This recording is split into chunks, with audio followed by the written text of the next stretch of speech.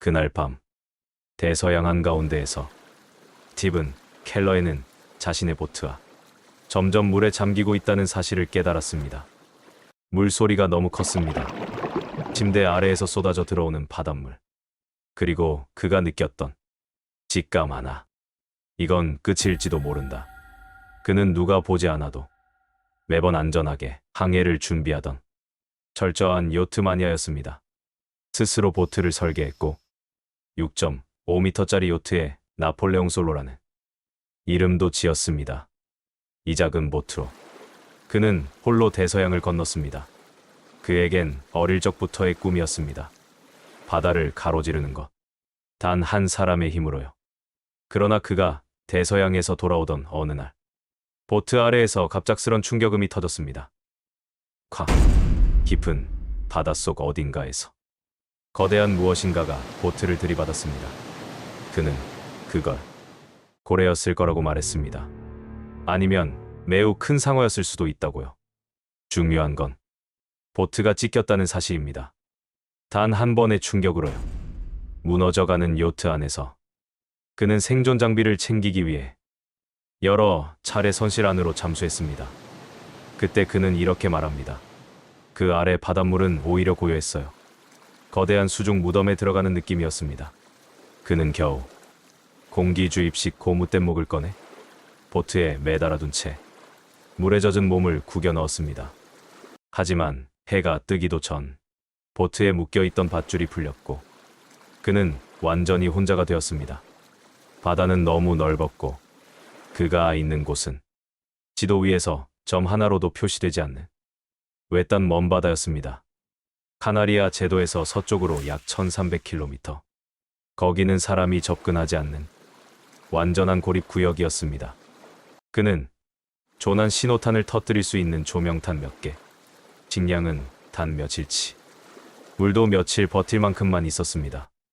첫날 밤, 그는 뗏목 안에서 물을 퍼내며 그 사실을 온몸으로 실감했습니다. 내가 진짜 죽을 수도 있겠구나.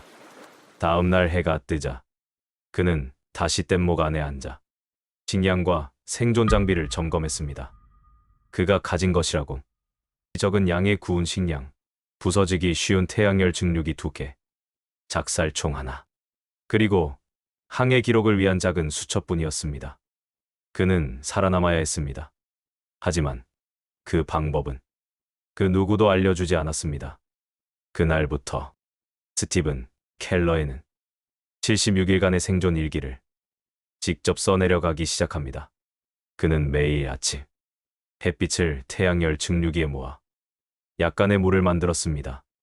하루에 겨우 한 컵이 조금 넘는 양이었지만 그는 그것으로 버텼습니다.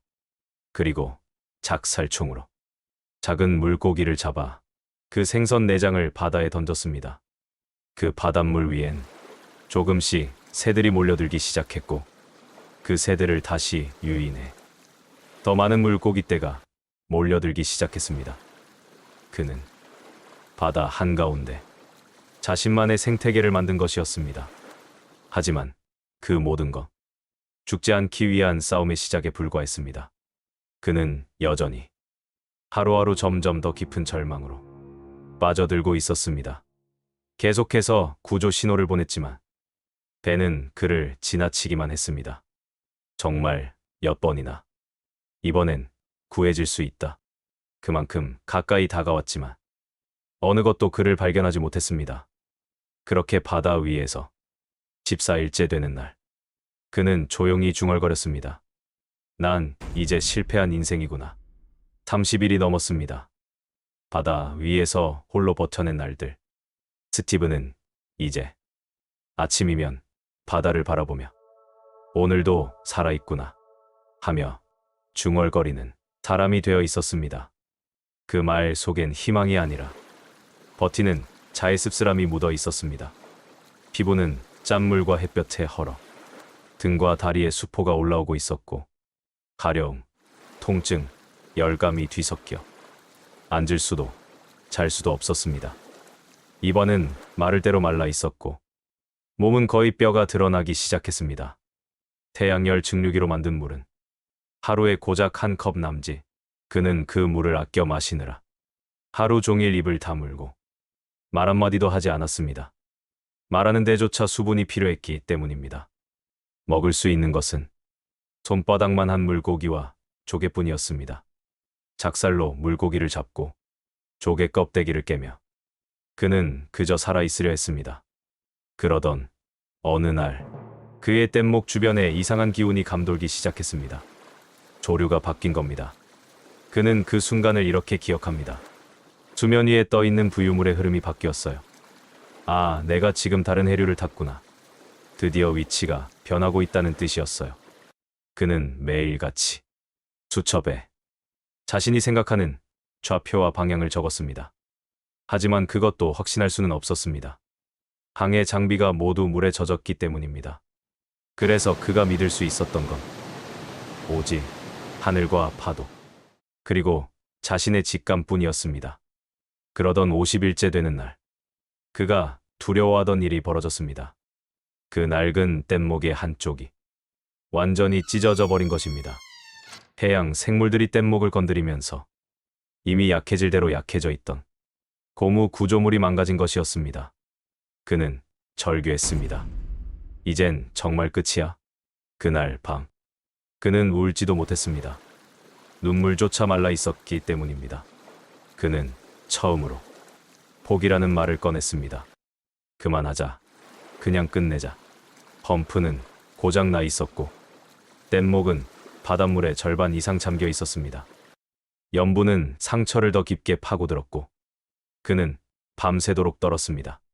그렇게 새벽이 되었고 죽음을 받아들일 준비를 하던 순간 스티브는 뗏목 한쪽 끝에 조그맣게 남아있는 펌프 잔해를 발견합니다. 바람과 바다의 소리에 눌려 거의 보이지도 않았던 그 한 조각. 그는 마지막 힘을 끌어올려 펌프를 꺼내 수리를 시작합니다. 그 손은 떨리고 있었고 그의 몸은 이미 지칠 대로 지쳐 있었습니다. 하지만 그 순간 그는 다시 살아 있었습니다. 그리고 몇 시간 후 그는 다시 뗏목을 부풀려 겨우 물에 뜨게 만들었습니다. 그는 말합니다. 그때 느꼈어요. 이건 내 인생의 가장 큰 승리다. 어떤 사람들은 성공을 돈이나 명예로 평가합니다. 하지만 스티븐 켈러엔에게 있어 그날 뗏목을 다시 살려낸 일은 그 어떤 성취보다 더 위대한 승리였습니다. 자신을 다시 살릴 수 있었다는 것, 살고 싶다는 본능에 끝까지 응답했다는 것, 그건 누구도 대신할 수 없는 단 한 사람만의 싸움이었습니다. 그는 이후로도 날마다 조금씩 파도와 싸우며 뗏목을 지켜냈습니다. 그리고 그 싸움은 점점 끝을 향해 가고 있었습니다. 태양은 여전히 매일같이 그의 머리 위에서 내리쬐고 있었습니다. 하지만 스티븐 켈러에는 그 뜨거운 빛 아래에서 자신의 그림자를 보며 생각했습니다. 이대로 죽어도 내가 얼마나 버텼는지는 아무도 모를 테지. 뗏목은 언제 다시 찢어질지 모르는 상태였고 펌프는 늘 고장 직전이었으며 먹을 수 있는 생선은 점점 줄어들고 있었습니다. 그는 해류를 따라 이동하고 있다는 것을 감각적으로 느끼고 있었지만 그게 육지로 향하는 길인지 아니면 더 깊은 바다로 가는 방향인지 그는 알 수 없었습니다. 그리고 70일이 넘어서자 몸의 대부분은 상처와 짠물에 덮여 있었습니다. 피부는 검붉은 반점으로 갈라졌고 근육은 이미 기능을 잃어가고 있었습니다. 하지만 그의 가장 깊은 두려움은 육체가 아니었습니다. 나는 이제 기다리는 사람이 아니게 되었다. 그저 존재만 하는 것이다. 그는 자신이 더 이상 구조되기를 바라는 사람이 아니라 그저 바다 위에서 희미하게 사라지는 잔상 같은 존재로 변해버렸다고 느꼈습니다. 어떤 아침에는 눈을 뜨고도 다시 감았습니다. 그냥 오늘은 눈 안 떴으면 좋았을 텐데 그런 생각이 떠올랐기 때문입니다. 그리고 그렇게 75일째 밤이 지나고 76일째 아침이 밝아왔습니다. 그날 아침 그는 유난히 새떼가 뗏목 주위를 맴도는 것을 느꼈습니다. 그 새들 중 일부는 스티븐이 잡은 생선의 내장에 끌려 매일같이 뗏목을 따라다니던 녀석들이었습니다. 하지만 그날은 달랐습니다. 더 많은 새들이 모여들었고 더 강하게 날아다녔습니다. 그 순간 스티븐은 이 조짐은 뭔가 다르다고 느꼈습니다.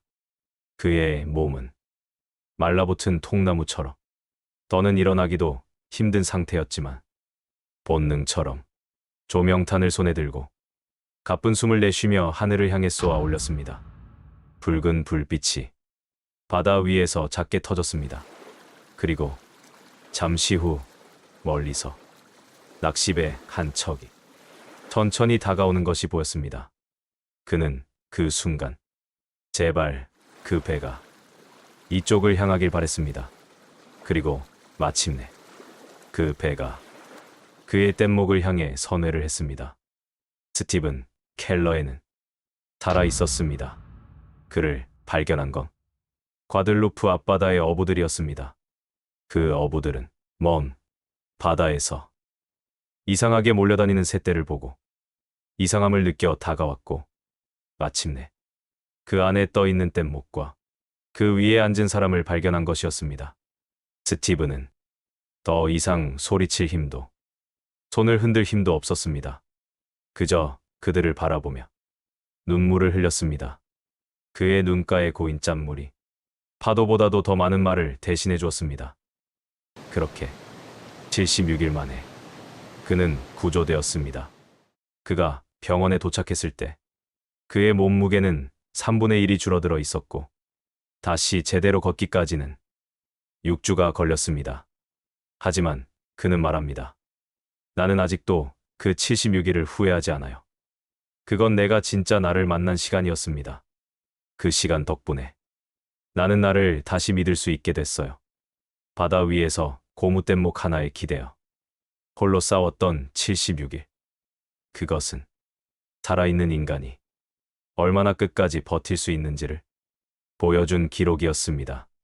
그리고 스티븐 켈러에는 그 누구도 대신할 수 없는 방식으로 그 생존의 기록을 우리에게 남겼습니다.